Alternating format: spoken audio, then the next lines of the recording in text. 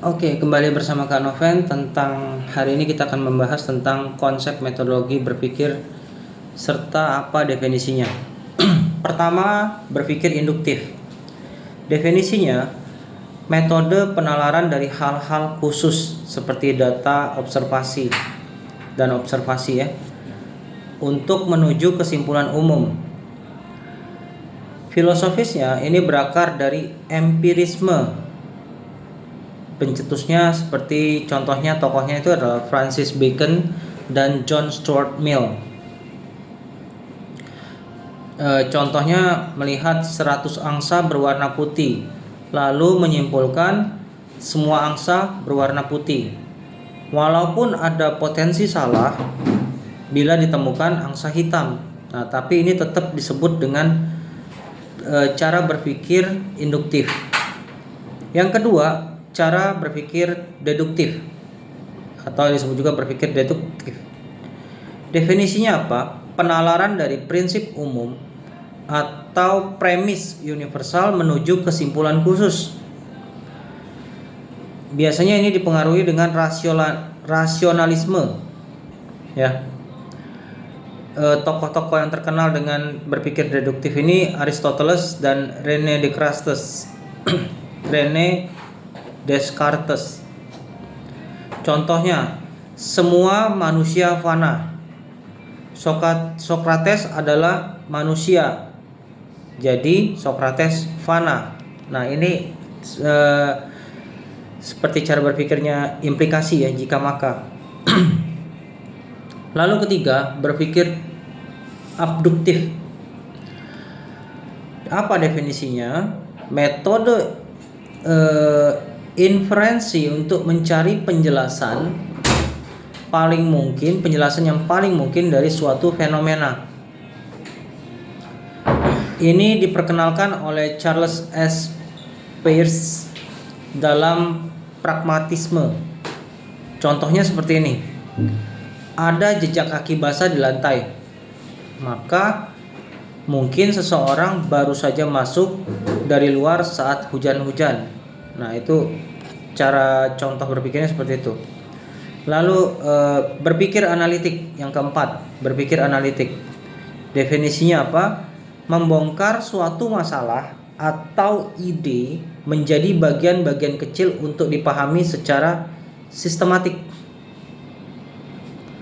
Filosofisnya akar dari logika klasik dan tradisi filsafat kritis, penggabungan dari dua ini. Ya, logika klasik dan tradisi filsafat kritis.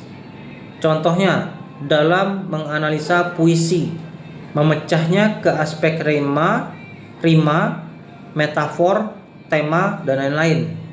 Ya. Lalu berpikir sintetik.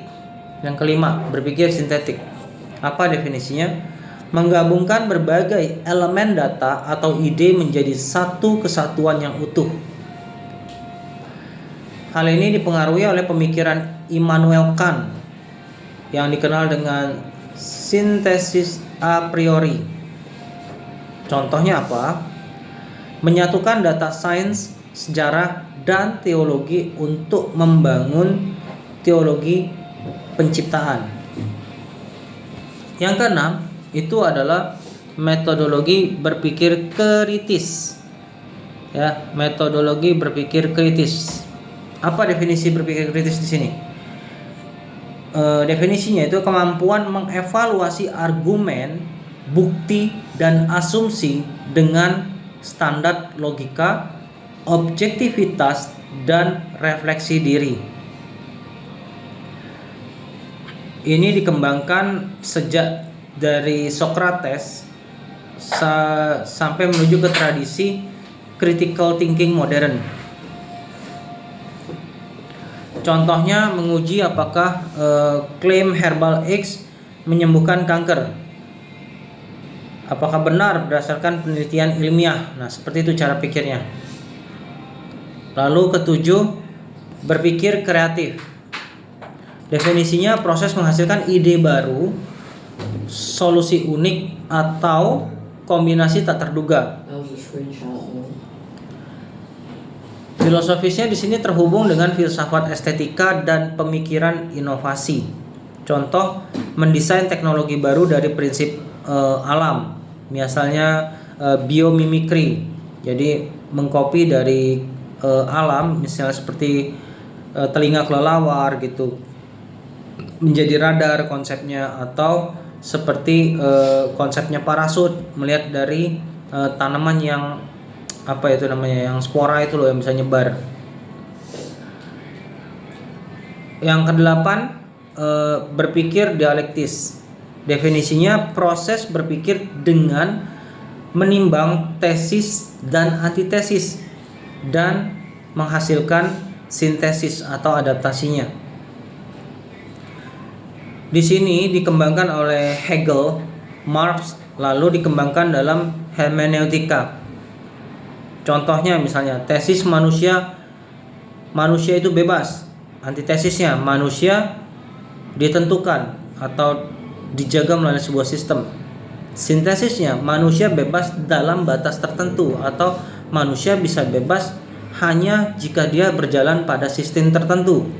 Atau seperti contoh kereta api bullet train seperti Shinkansen itu bisa cepat, ya kan?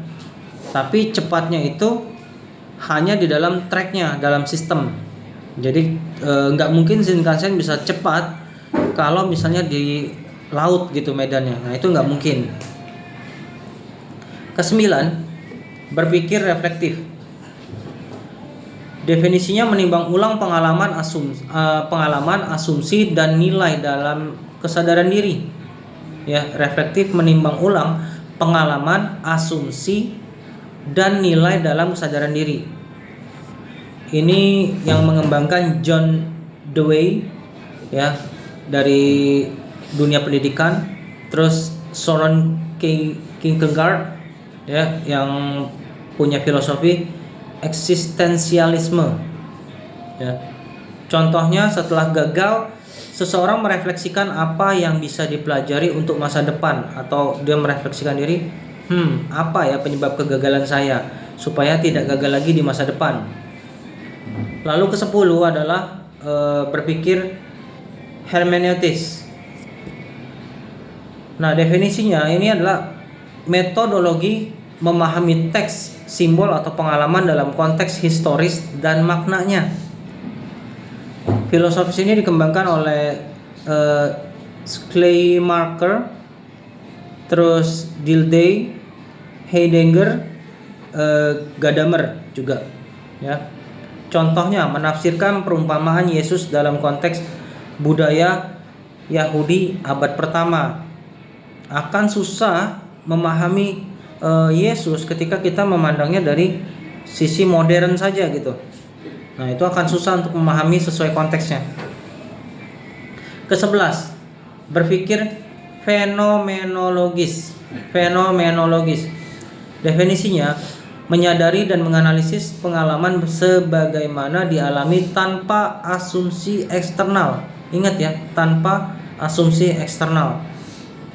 Filosofis ini dikembangkan oleh Edmund Husserl, Martin Heidegger tadi, ya. Contoh, meneliti apa artinya takut berdasarkan pengalaman langsung si pelaku atau subjek. Lalu ke-12, berpikir sistemik. Definisinya apa? Melihat realitas sebagai jaringan elemen yang saling terhubung dan berinteraksi. Filosofinya dikembangkan oleh teori sistem umum Ludwig van Bertalanffy. Contoh, analisis krisis lingkungan yang melibatkan faktor ekologi, ekonomi, politik, dan budaya. Lalu yang ke-13, berpikir pragmatik. Definisinya, menilai ide berdasarkan kegunaan praktis dan konsekuensinya. Filosofis ini dikembangkan oleh Charles S. Peirce, William James, dan John Dewey. Contoh, sebuah teori dianggap benar sejauh hal tersebut berfungsi dan memberikan hasil yang nyata. Lalu berpikir positivistik. Definisinya mengandalkan data empiris dan metode ilmiah sebagai satu-satunya sumber kebenaran. Filosofis ini dikembangkan oleh Auguste Comte dalam logical positivism. Contoh, fenomena spiritual dianggap valid hanya bila dapat diukur dengan instrumen ilmiah. Lalu yang ke-15 itu berpikir dialogis atau dialogis. Definisinya metode berpikir melalui dialog berupa pertanyaan atau tanya jawab Q&A gitu untuk menggali kebenaran. Ya, ini juga dikembangkan oleh Socrates dalam dialectical method, di mana contohnya guru bertanya, "Mengapa kamu percaya itu?" Lalu murid menjawab sampai ditemukan kebenaran bersama. Kesimpulannya, semua metodologi berpikir ini berakar dari epistemologi. Yang dimaksud adalah bagaimana manusia tahu sesuatu. Ada garis besar tiga fondasi utama. Satu, rasionalisme, itu berupa deduktif, analitik, dan logis. Yang kedua, empirisme, itu berupa induktif, positivistik, dan sistemik.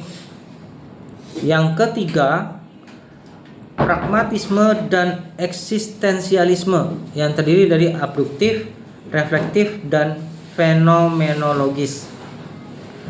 Dalam metodologi berpikir ini tidak berdiri sendiri, tetapi saling melengkapi dalam memahami realitas.